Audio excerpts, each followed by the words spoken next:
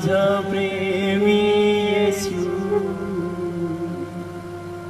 माझा प्रेमी येशू, माझा प्रेमी येशू.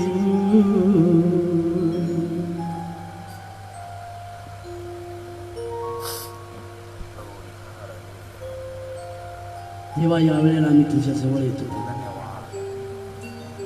आमच्याशी तू भेट घ्या. आमच्या प्रार्थनेकडे तुझं लक्ष.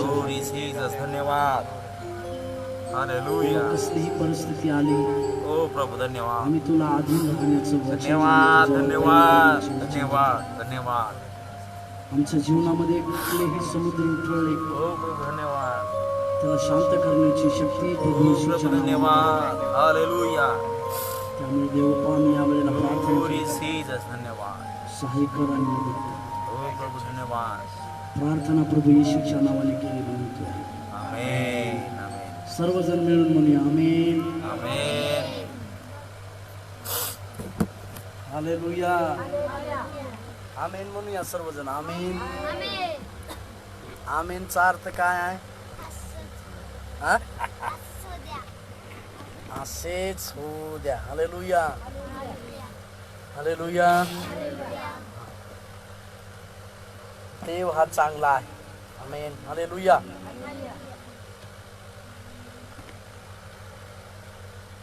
नवीन जोडप, नवीन काय ना, अरविंद, त्याला भैयाच म्हणते. तो केले का त्यांची सासू आहेत का? दिसत आहेत. मागच्या आठवड्यामध्ये अरविंदचं लग्न झालं. आता आठवड्यात झालं ना. हा, त्याला सगळे भैयाच म्हणते. भैयाच नाव आहे ना त्यांचं. असं का? ओके. अरविंदचं लग्न झालं आणि देवानं त्यांना एक चांगला जोडीदार दिला. त्यांनी आपल्याकडे आले. नवीन नवरी आलेली आहे आपल्याकडे. तर आपल्या पद्धतीप्रमाणे आपण त्यांचं टाळ्या वाजवून स्वागत करतो. पण त्याच्यात एक अडचण आहे. अरविंदला बी आणलं असतं तर जमलं असतं. बायकोनं नवऱ्याला घेऊन आलं पाहिजे, असं आहे. आज बायकाकडे ताकद असते नवऱ्याला आणण्याची. हा, ओके. आज सगळ्याला माहिती पाहिजे, आज गुरुपौर्णिमा. गुरुपौर्णिमा आहे आज. मी हिंदीमध्ये सांगणार, कारण का बरेचसे लोक याच्यावरती बघणारे जे आहेत ना, हिंदी आहे, त्यांना मराठी समजणार नाही. त्याच्यामुळे पण हिंदीमध्ये बोलणार. आज गुरु पूर्णिमा. हमारा पहला गुरु माँ. कौन? हमारा पहला गुरु जो है माँ. दूसरा हमारे पिताजी. तीसरा जिसने हमें अभी तक जीवित रखा वो परमेश्वर. तो आज के दिन में हमें हमारे गुरुओं को स्मरण करना है. जो हमारे गुरु है, उन सारे गुरु को हमको स्मरण करना है. गुरु मतलब कौन? जिन्होंने हमको अच्छी शिक्षा दी, जिन्होंने हमको अच्छा सलाह दी, वो सब गुरु है. यहाँ तक कि हम जब सब स्कूल में पढ़ते समय जो लोग हमको अच्छा शिक्षा की बात बताए या अच्छा शिक्षा दिए, वो सब लोग गुरु हैं हमारे. और उन सब लोगों को जो है, उन सब लोगों को आज के दिन में हमको थैंक यू बोलना चाहिए कि आपकी वजह से जो है हम यहाँ तक सीखे. मैं 10वीं क्लास में जब पढ़ रहा था तो मेरे एक सर थे, वो शेंद्रे सर बोलकर एक सर थे. मैं और एक सचिन कामले मेरा क्लासमेट. हाँ, तो दूसरे वो उसको थोड़ा पढ़ाई कम आता था. हाँ, तो वो क्या करते थे, मेरे को हमेशा बोलते थे सच्चा सच्चा बोलते थे. सचिन, उनकी वजह से, उसके वजह से 10th पास हो गया. आज हम एक गुरु के बारे में सीखने वाले. कई प्रकार के गुरु अच्छे अच्छे होते हैं. कई लोग गुरु मानते हैं. अगर हमारे बिहार और यूपी में अगर आप जाएंगे, जैसे यहाँ पे महाराष्ट्र में नमस्कार करते, हाथ में हाथ दिलाते, तो वहाँ छोटे से बड़ा तक कोई भी क्यों ना हो, बुढ़ा बुजुर्ग कोई भी क्यों ना हो, पहचान का हो ना पहचान का हो, पैर छूते, छोटे छोटे बच्चे से लेके बूढ़े तक, वहाँ उनका कल्चर है। आज हम एक सच्चे गुरु के बारे में देखने वाले। वो हमारा सच्चा गुरु जो है और कोई नहीं, प्रभु यीशु मसीह है। हालेलुया। हमारा गुरु जिसने हमको इस लिखित वचन के द्वारा अच्छा शिक्षा दी और अच्छा शिक्षा के साथ वो चल के आया, उसी के लिए हम उस परमेश्वर को एक अच्छा गुरु कहते हैं या अच्छा शिक्षक कहते हैं। और वो अच्छा शिक्षक होने के चलते, एक अच्छा शिक्षक होने के चलते हमें उसके बारे में समझने की आवश्यकता है। एक अच्छा गुरु यीशु मसीह जो है, हम लोगों को समझने की आवश्यकता है। पीछे हटाओ। ओके, हमारा आज गुरु जो है यीशु मसीह के बारे में आज हम देखने वाले हैं। यीशु मसीह जो है एक अच्छा शिक्षक या अच्छा शिक्षक होने के चलते, यीशु मसीह अच्छा शिक्षक कैसे हुआ, इसके कुछ 5 गुण जो है हम देखने वाले। एक अच्छे शिक्षक के अंदर 5 गुण होने की आवश्यकता है, पर यीशु मसीह के पास 5 गुण थे, जिसके लिए हम उसको गुड टीचर कह सकते हैं या अच्छा शिक्षक कह सकते हैं। तो सबसे पहली बात जो है, यीशु मसीह जो हमारे शिक्षक थे, उनकी कुछ विशेषताएं को हम देखेंगे। जो 5 विशेषताएं पुन्हा सगळ्याला विचारणार नाही, तुझ्यापासून चूक, त्याच्यामुळे लक्ष द्या। हाँ, मैं बाद में पूछेंगे 5 बात, याच्यासाठी जवळ बसवले है कि नहीं? हाँ ठीक। पहला गुण, यीशु मसीह क्यों एक अच्छा शिक्षक था। एक पहली चीज थी, यीशु मसीह शक्ति के साथ शिक्षा देते थे। शक्ति के साथ। वचन को पढ़ेंगे तो पता चलेगा। मत्ती रचित सुसमाचार 4 अध्याय 23वां वाक्य। मत्ती रचित सुसमाचार 4 अध्याय 23। और यीशु सारे गलील में फिरता हुआ उनकी सभाओं में उपदेश करता और राज्य का सुसमाचार प्रचार करता और लोगों की हर प्रकार की बीमारी और दुर्बलता को दूर करता रहा। 24। और सारे सूर्या में उसका यश फैल गया और लोग सब बीमारों को, जो नाना प्रकार की बीमारियों और दुखों में जकड़े हुए थे और जिनमें दुष्ट आत्माएं थी, और मिर्गी वालों और झोले के मारे हुओं को उसके पास लाए और उसने उन्हें चंगा किया। 23वें वाक्य को थोड़ा सा हम ध्यान से देखेंगे। 23। हाँ। और यीशु सारे गलील में फिरता हुआ। एक पहली बात, यीशु मसीह सारे गलील में फिरता रहा। हाँ, फिरता हुआ उनकी सभाओं में उपदेश सुनिए करता। सुनिए सुनिए सुनिए, उनकी सभाओं में। सभाओं में का मतलब यहूदी लोग, रोमी लोग, इनकी सभाओं में यीशु मसीह जाता था।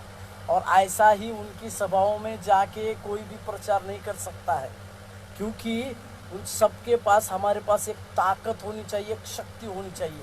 शक्ति होनी चाहिए। जब तक शक्ति हमारे पास नहीं रहेगी, तब तक हम जो है उनकी सभाओं में जाके इस तरह का प्रचार नहीं कर सकते। हालेलुया। हाँ, नींद आने वाले बोलो हालेलुया। झोपेगी हालेलुया।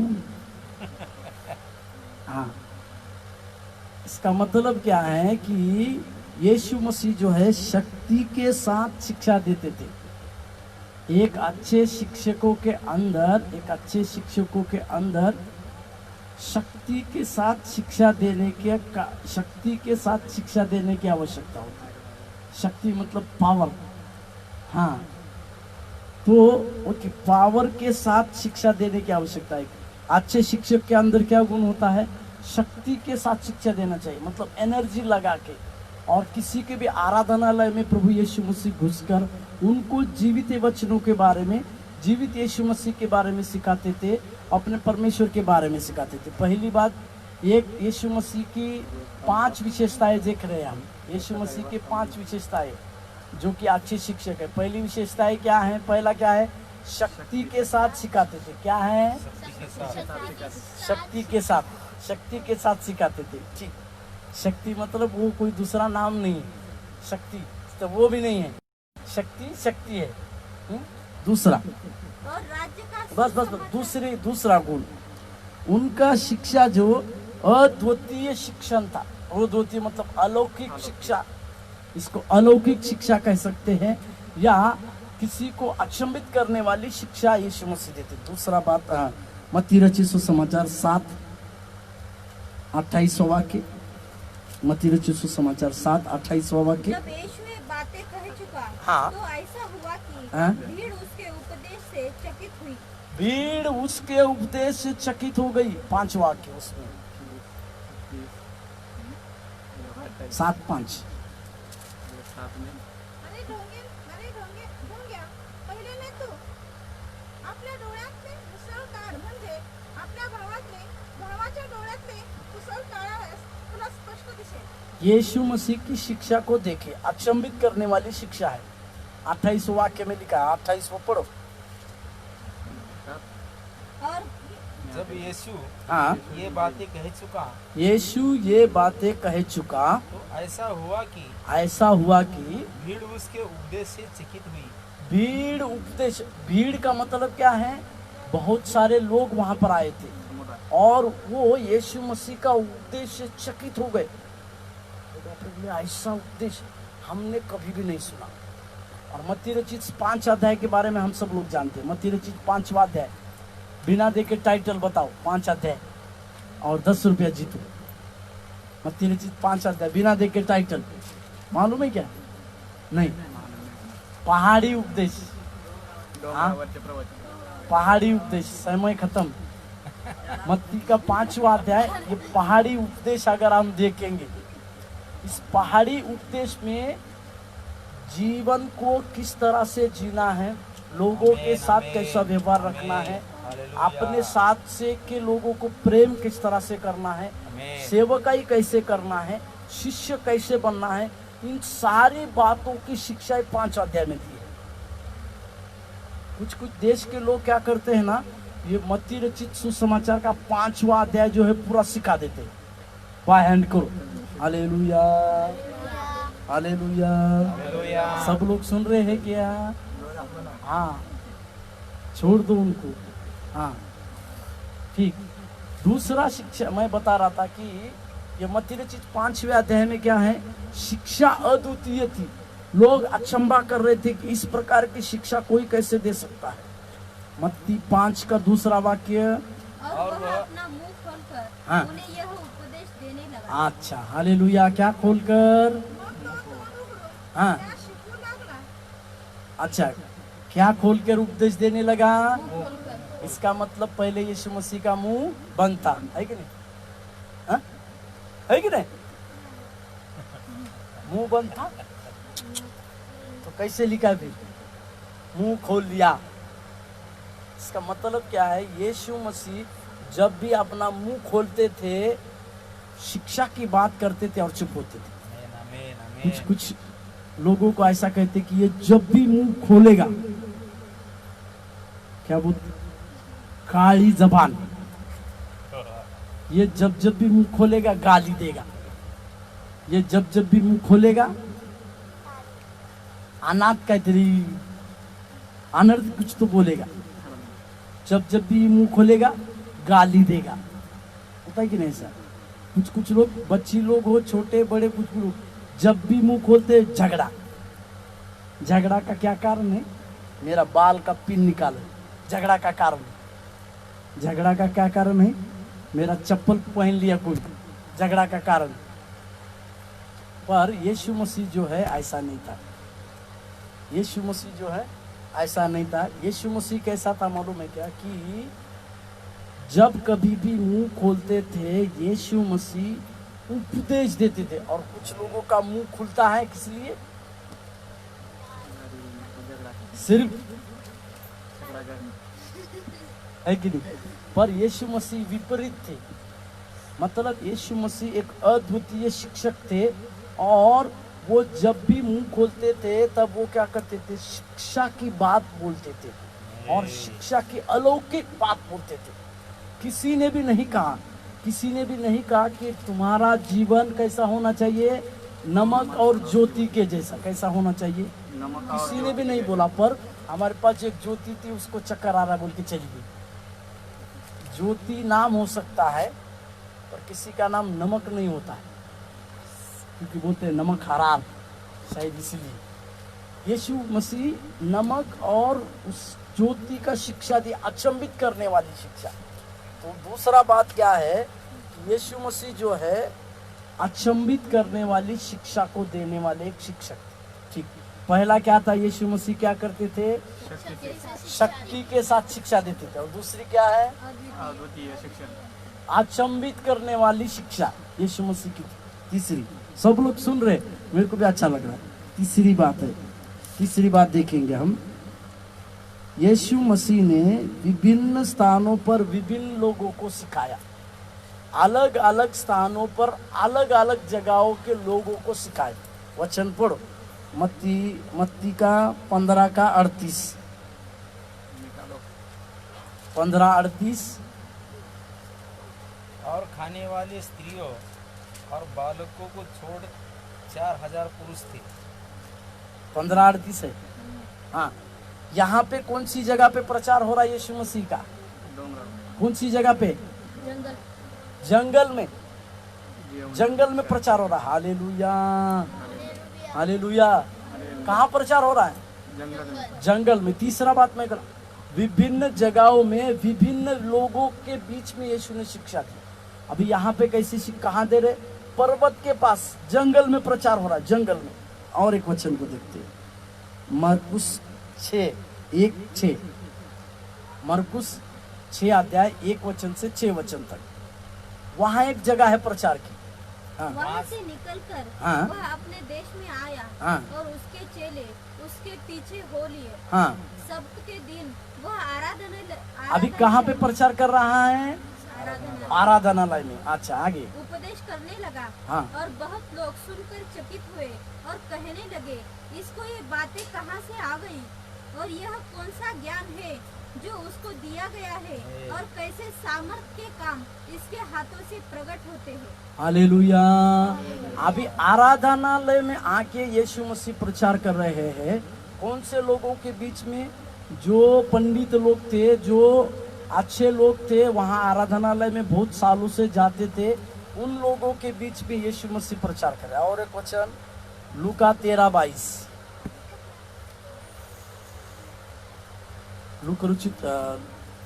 लूक 13 अध्याय का 22। वह नगर नगर और गांव-गांव होकर उपदेश करता हुआ यरूशलेम की ओर जा रहा था। वाक्य को समझिएगा, नगर नगर, मराठी तो गावी गावी,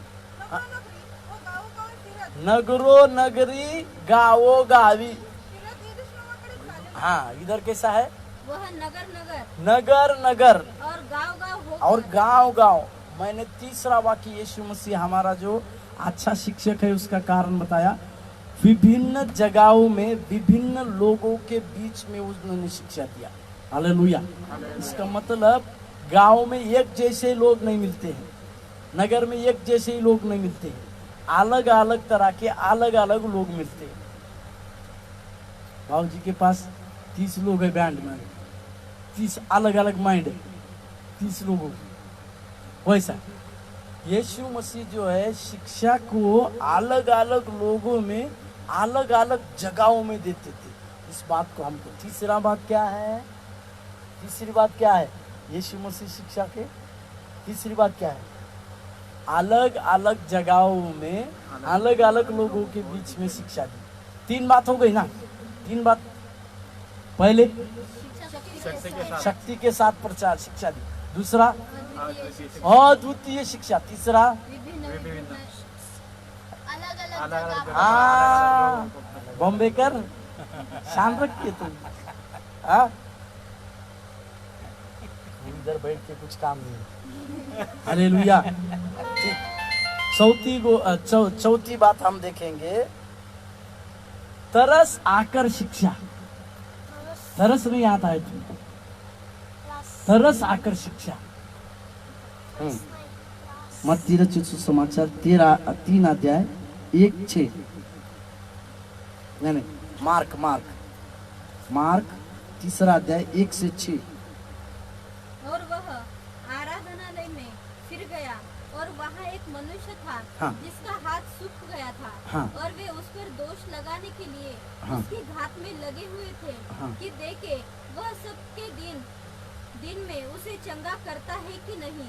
उसने सूखे हाथ वाले मनुष्य से कहा, बीच में खड़ा हो, और उनसे कहा, क्या सबके दिन भला करना उचित है या बुरा करना, प्राण को बचाना या मारना?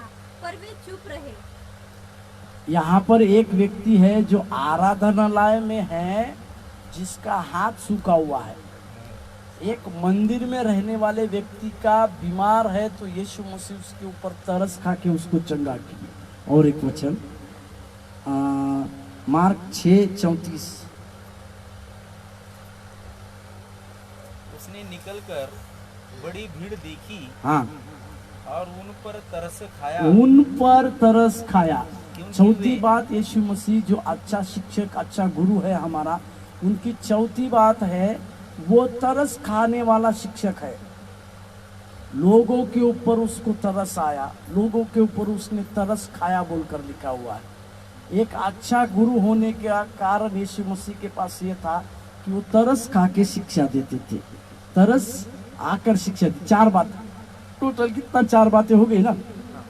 पहली बात क्या है? शक्ति के साथ प्रचार करना। दूसरी बात क्या है? अद्वितीय और लोकीय। तीसरी बात क्या है? अलग अलग जगहों पे अलग अलग चौथी, अलग अलग जगहों पे अलग अलग लोगों के बीच में शिक्षा। चौथी बात क्या है? तरस। तरस तो खाओ कम से कम तुम। 5वीं चीज यानी आखिरी चीज है, विद्वानों को पढ़ा सकते थे। यीशु मसीह की जो है विद्वान लोगों को पढ़ा सकते थे और उनको पढ़ाया। ठीक, लूका रचित सुसमाचार 5 अध्याय 17 वाक्य। और एक दिन ऐसा हुआ कि हाँ। वह उपदेश दे रहा था और फरीसी और व्यवस्थापक वहाँ बैठे हुए थे, जो गलील और यहूदिया के हरे गांव से और यरूशलेम से आए थे, और चंगा करने के लिए प्रभु की सामर्थ्य उसके साथ थी। इसी वचन को हम धीरे धीरे सुनेंगे। अब इसमें एक इम्पोर्टेंट बात बता रहा हूँ, पढ़ो।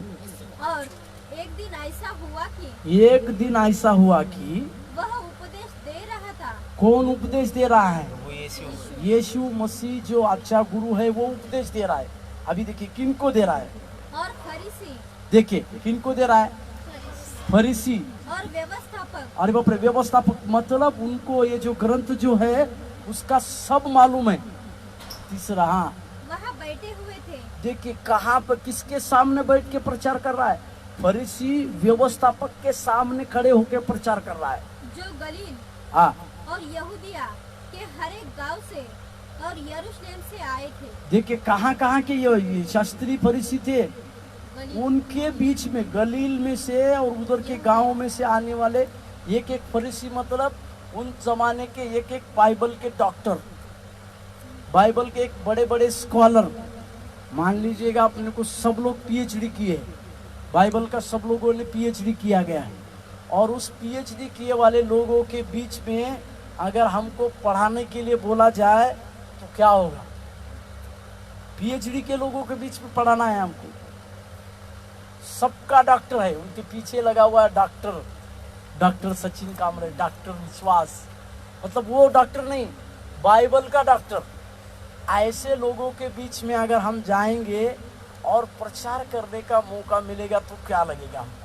आमीन, आमीन। पर यीशु मसीह एक अच्छा शिक्षक होने का, गुरु होने का कारण क्या था कि यीशु मसीह कई एक विद्वानों को भी सिखा सकते हैं। आमीन, ये हालेलुया। 5 चीजें हमको याद रखने की आवश्यकता है।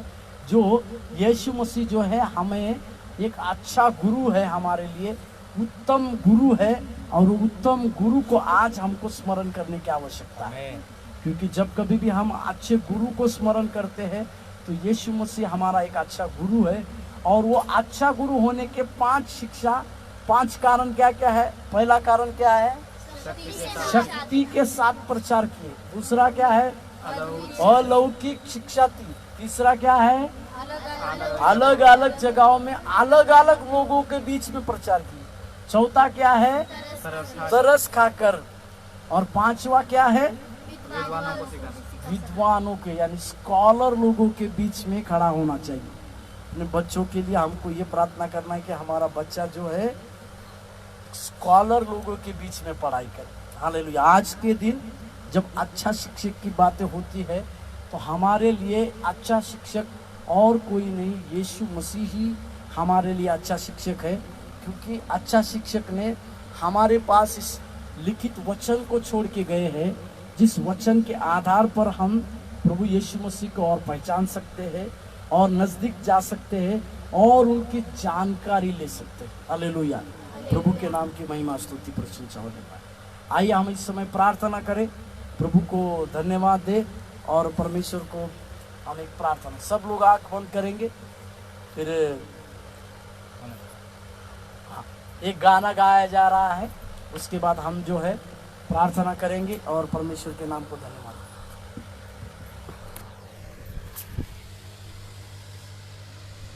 हाँ, पवित्र आत्मा मेरे दिल में आ। आंख बंद करेंगे हम सब लोग। हाँ, पवित्र आत्मा मेरे दिल में आ। आंख बंद करने के लिए कहा। मेरे जीवन को तू ही चला, मेरे जीवन को तू ही चला। हाँ, पवित्र आत्मा मेरे दिल में आ। टूट गया हूँ मैं, जीवन का क्या है भरोसा। टूट गया हूँ मैं, जीवन का क्या है भरोसा। धोखे पे धोखा है सारा जहां, जाऊं तो जाऊं कहाँ, जाऊं तो जाऊं कहाँ। हाँ, पवित्र आत्मा मेरे दिल में आ। मेरे जीवन को तू ही चला। हाँ, पवित्र आत्मा मेरे दिल में आ। थक चुका हूँ मैं, जीवन का तू ही सहारा। थक चुका हूँ मैं, जीवन का तू ही सहारा। जीवन के सफर में तू ही मसीहा। जाऊं तो जाऊं कहाँ, जाऊं तो जाऊं कहाँ। हाँ, पवित्र आत्मा मेरे दिल में आ। मेरे जीवन को तू ही चला। हाँ, पवित्र आत्मा मेरे दिल में आ। प्यासा आया हूँ मैं, मुझको तू जल पिला। प्यासा आया हूँ मैं, मुझको तू जल पिला। जीवन का सोता है तू ही मसीहा। हो जाऊं तो जाऊं कहाँ, जाऊं तो जाऊं कहाँ। हाँ, पवित्र आत्मा मेरे दिल में आ। हाँ, पवित्र आत्मा मेरे दिल में आ। मेरे जीवन को तू ही चला। मेरे जीवन को